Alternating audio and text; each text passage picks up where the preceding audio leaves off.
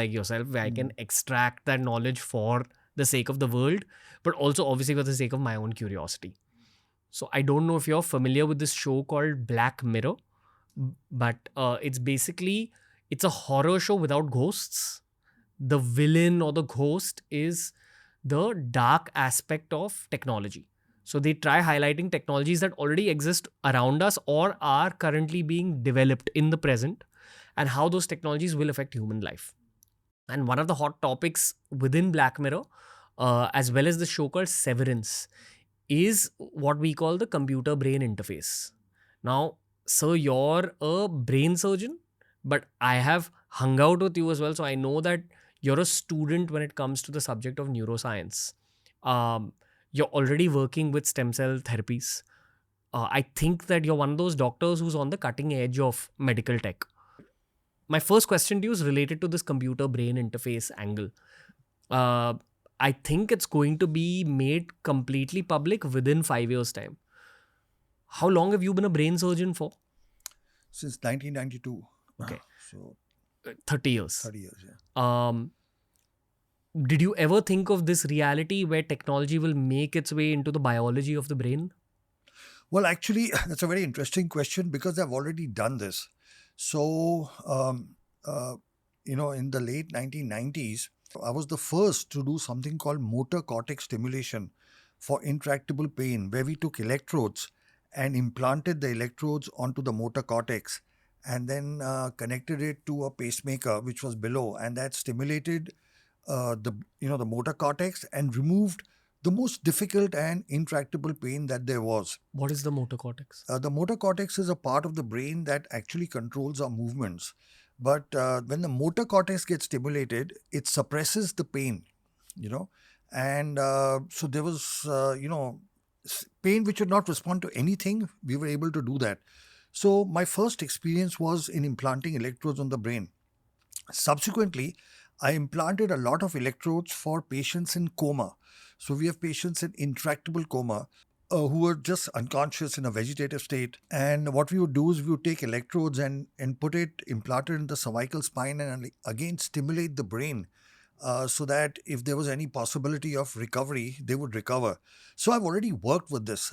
Did it work with them? Yeah, so it did work. The pain, it helped significantly. Then in the coma, we had some patients who did improve.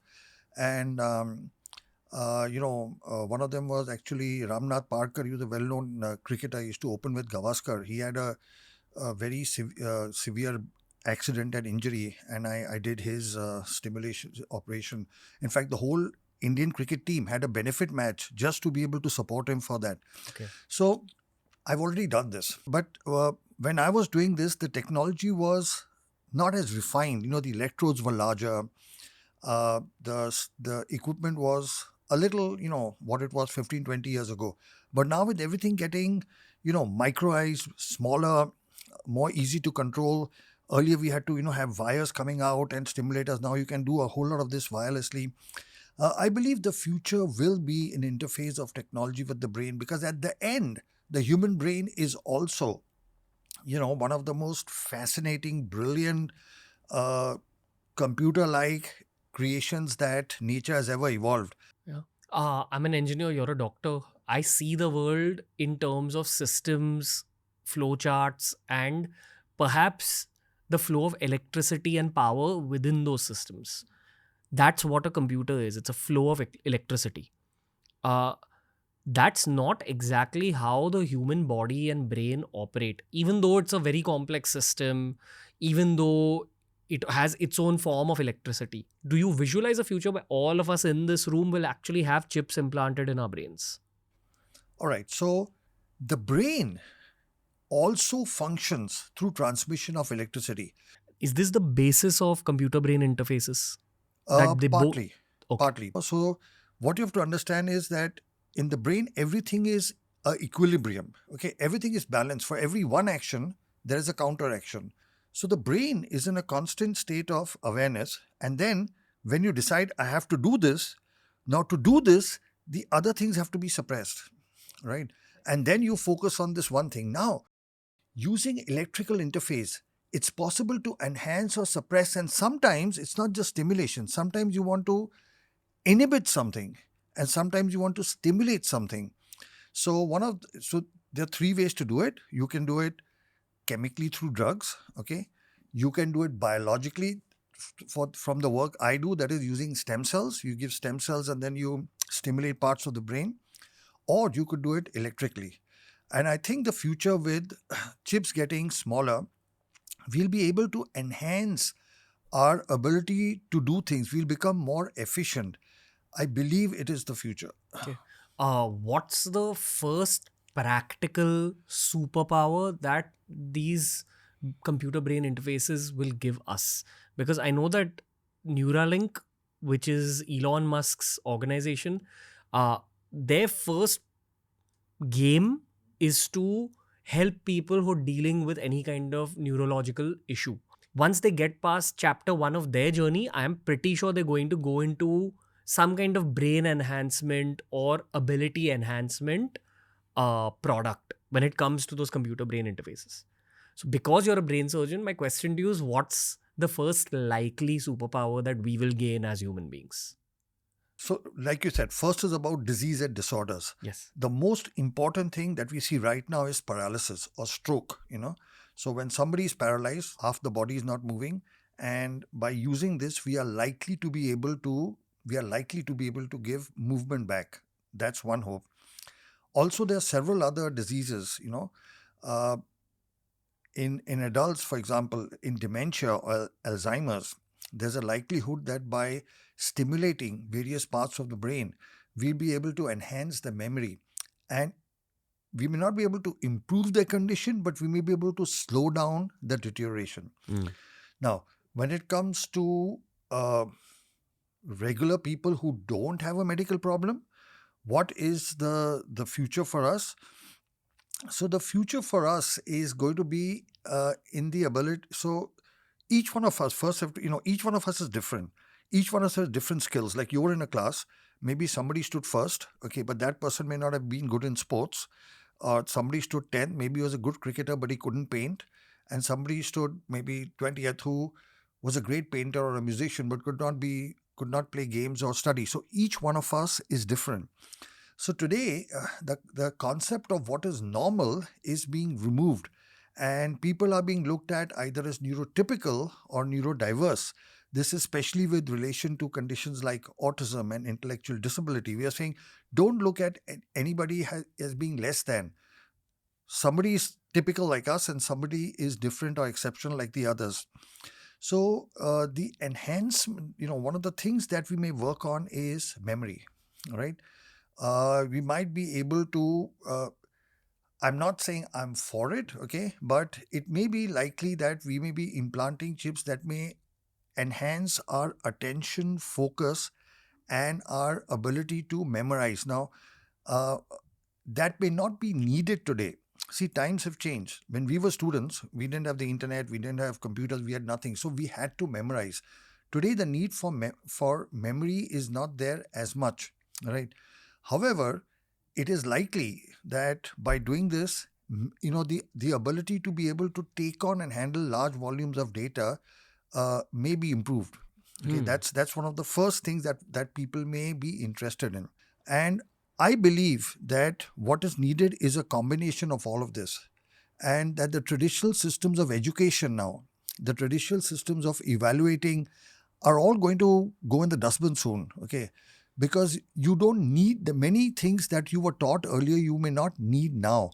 However, there's a lot of information that needs to be processed to, for future disruptive technologies, for being able to see the world differently, and both will need it. Those who are apparently doing well in school, okay, and those who are apparently not doing well, because those who are not doing well actually have a different level of brilliance, okay, and that is a brilliance that changes the world. The people who've changed the world are not the people who stood first in class. They were the people who didn't do so well in class, but they brought about technology that changed the world. And so suddenly you're going to find that this digital interface is going to bridge the gap between the two, between seeing the world in its wider, larger context and, seeing the world in a focused context. That is where the bridging will happen. backbenchers are more likely to do well? They actually changed the world. I can give you a whole list of some of the greatest inventions, and none of those people were people who were Great front. at school? No, yeah, all of. Yeah, I think as much as I respect someone who does well in school, I think that for many of them, not all of them, but for many of them, it's almost like it's a lifelong weight that they have to carry on their shoulders, because they're so used to doing everything perfectly that it kind of, at least in my experience, I've noticed it takes away from their risk appetite later on in life. And eventually, if you really want to break out from the pack, it's about taking risks. It's about gambling just a little bit, calculated gambles. Absolutely, and there's a neuroscience to it. And again, so we like I said, I treat a lot of kids with autism, and we do their brain scans. So we are finding the medial temporal area. These are the areas responsible for memory, okay, for emotions and stuff like that. So when we do the scans, we find that in kids with autism, their cerebellum, their small brain, and the medial temporal areas are hypometabolic, are not working as well. You can see it. It's a color scan, so you can see that it's not working. However, what we have found is that other parts of the brain are working more than normal. Okay, they have an ability to see things that we cannot see. Okay, so there are two parts. There is what is called the parieto-occipital area. The occipital is the visual area, and there is the frontal area, the area that does the executive thinking. Gotcha. So these people can see things. Like Einstein. Einstein, is known. It is known that he had autism. Okay, but he saw the way he saw light, the way he's created E is equal to MC square. He saw things that no scientist had seen before. So that's what I'm saying. We need both, and I believe that the technology like Neuralink is going to bridge that gap. What if we had both? I mean, that's my question. Gotcha. Wow. Okay. So on the other end of the spectrum is the strength of the backbenchers, who can see society for what it is not, or for what it truly is. Yes. That's why they're the ones who are more likely to become entrepreneurs. Absolutely.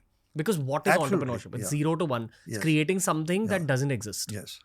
Got it. So this is the neuroscience of why backbenchers are more suited to entrepreneurship Absolutely. versus frontbenchers who are suited for a flourishing corporate career. Yeah. Something like that. Yeah. One set follows the rules well, one set breaks the rules well. The world needs both. No. All of us lie somewhere on the spectrum. Yes. Neuralink is likely to give everyone the strengths of both Yes, sides. perfectly said. You put it in a nutshell beautifully. Okay. Yeah. So every rich person in the 2030s is going to be a superhuman. Yes. Maybe. That's the practical truth. Whoever can afford early Neuralink will But it's become... very interesting. The person who created Neuralink, Elon Musk himself had autism. He had something called Asperger's. That's a high-functioning autism. And you see what this man has created. When in the 80s when I learned driving, if somebody told me one day cars would drive without petrol, it was like science fiction. One man did it. Okay.